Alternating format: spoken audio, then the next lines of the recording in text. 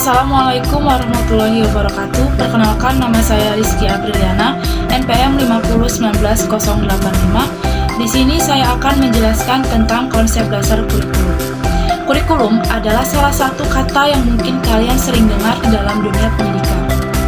Indonesia menjadi salah satu negara yang sering mengalami perubahan kurikulum karena menyesuaikan dengan perkembangan zaman dan perkembangan generasi.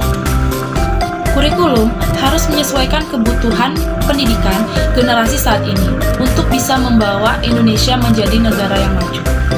Konsep dasar kurikulum menjadi salah satu hal yang perlu dipertimbangkan untuk membuat sebuah kurikulum. Namun sebenarnya, apa sih konsep dasar kurikulum tersebut? Konsep dasar kurikulum adalah konsep yang menjadi alat untuk mencapai tujuan pendidikan sekaligus digunakan sebagai pedoman untuk bisa melakukan proses pembelajaran mengajar dengan berbagai macam jenis dan tingkatan di dalam pendidikan. Secara historis, kurikulum diartikan sebagai alat untuk membawa seseorang dari start menuju ke finish. Pengertian dari kurikulum ini terus berkembang dengan perkembangan teori dan praktik pendidikan. Pada pandangan lama, kurikulum juga bisa dikatakan sebagai mata pelajaran yang harus disampaikan oleh guru dan dapat dipelajari oleh seluruh siswanya.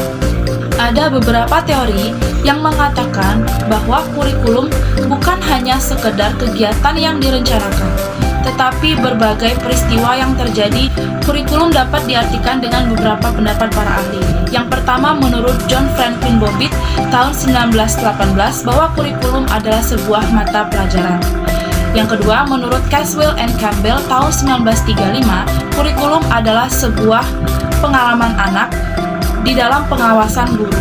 Kemudian, menurut pendapat Hilda Taba tahun 1965, kurikulum adalah sebuah rencana proses pembelajaran. Selain itu, ada banyak beberapa konsep ahli yang mengemukakan konsep dasar dari kurikulum dan terus berkembang sampai saat ini. Lain pendapat para ahli, ada macam-macam kurikulum yang mengetahui bagaimana konsep dasar dan pengertian kurikulum. Kurikulum yang pertama yaitu ideal kurikulum. Jenis kurikulum yang satu ini akan mengikuti arah dan mendekati kesempurnaan dari kurikulum yang nantinya akan diterapkan dalam proses pembelajaran. Kurikulum yang ideal biasanya berisi tentang bahan pengajaran yang sudah diprogramkan dan direncanakan secara sistematis untuk bisa mencapai tujuan pembelajaran. Jenis kurikulum yang kedua adalah aktual kurikulum. Aktual kurikulum adalah kurikulum yang nyata yang pelaksanaannya bersumber dari kurikulum ideal sehingga tidak jauh dari tujuan yang diinginkan. Jenis kurikulum yang ketiga yaitu jenis kurikulum tersembunyi. Sekalipun kurikulum ini tersembunyi, namun kurikulum ini tidak hilang. Jenis kurikulum ini bisa dikatakan sebagai tujuan yang tidak tertulis, tidak direncanakan terlebih dahulu, tetapi dapat dimanfaatkan oleh guru untuk bisa mencapai tujuan pembelajaran. Kurikulum yang dihilangkan ini memiliki hubungan pendidikan moral dan peran guru untuk bisa mentransformasikan nilai moral kepada siswa. Contohnya, ketika ada siswa yang terlambat, guru langsung memberikan teguran di depan siswa sebagai pembelajaran moral dan disiplin. Pada intinya, konsep dasar kurikulum merupakan alat untuk mencapai tujuan pendidikan. Ada pendapat dari para ahli yang terkait kurikulum yang berbeda, namun tetap untuk mencapai tujuan tersebut. Lebih dari itu, kurikulum merupakan keseluruhan kegiatan dan pengalaman yang diperoleh di dalam atau di luar sekolah.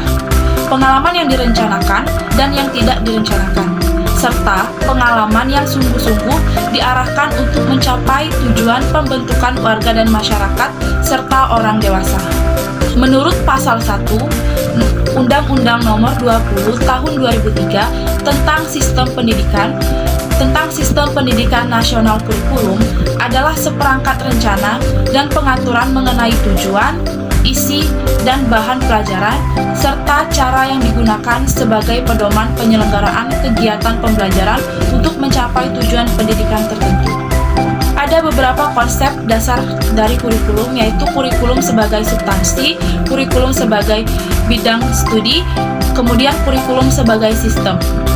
Untuk kurikulum sebagai substansi, kurikulum adalah seperangkat dokumen yang tertulis berisikan rencana dan peraturan mengenai tujuan, isi, bahan pelajaran, serta kegiatan belajar mengajar, jadwal, evaluasi, dan cara yang digunakan sebagai pedoman penyelenggaraan kegiatan pembelajaran untuk mencapai tujuan pembelajaran tertentu. Selanjutnya, kurikulum sebagai sistem. Sistem kurikulum merupakan sebagian dari sistem persekolahan, sistem pendidikan, bahkan sistem masyarakat. Suatu sistem kurikulum, struktur personalia, dan prosedur kerja sebagaimana cara menyusun suatu kurikulum, pelaksanaan, mengevaluasi, dan menyempurnakannya. Kurikulum sebagai bidang studi. Tujuan kurikulum sebagai bidang studi adalah mengembangkan ilmu tentang kurikulum dan sistem kurikulum. Mereka yang mendalami bidang kurikulum mempelajari konsep-konsep dasar tentang kurikulum melalui studi kepustakaan dan berbagai kegiatan penelitian dan percobaan.